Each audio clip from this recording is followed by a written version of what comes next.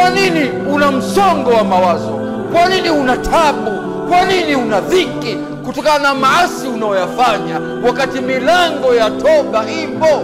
Mali arak inkisaran fi sautik, na kuona ndugu yangu katika imani, sauti yako ya unyonge kutokana na madhambi ambayo ulikuwa unayafanya.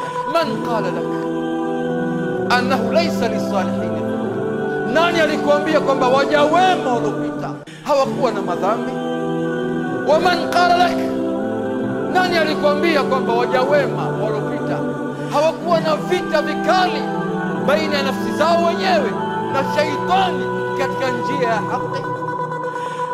Kullu salihina kadhalik, waja wema wote walikuwa katika mwendo huo. Anapokosea anarejea kwa Allah. Wewe madhambi yako uliokuwa nayo usilazimishe ukaona kwamba ndio tayari wewe umepotea. Hapana, rejea kwa Allah. Allah subhanahu aliwastiri, akawapenda pamoja na maasi waliyofanya.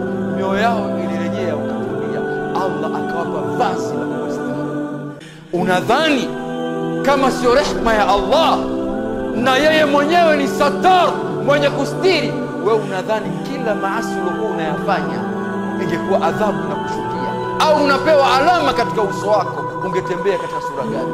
Wako wangapi leo wametoka, wengine wamekwenda nje ya miji, wamekwenda kwenye magesti kwenda kuzini huko. Hebu jahalia mtu kama yule, malakul maut anakuja kumteremkia katika hali ile. Mwingine usiku wa manane anamwasi Allah, mwingine anafanya kadha, lakini Allah kawastiri ili warejee kutubia kwa Allah.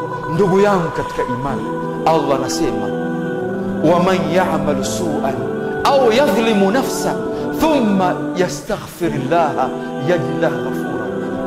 Yule ambaye mwenye kufanya maasi, yule ambaye mwenye kufanya maasi akafanya maovu kisha akarejea kwa Allah, akamwomba Allah msamaha wa kweli, msamaha wa kweli, atamkuta Allah mwingi wa msamaha.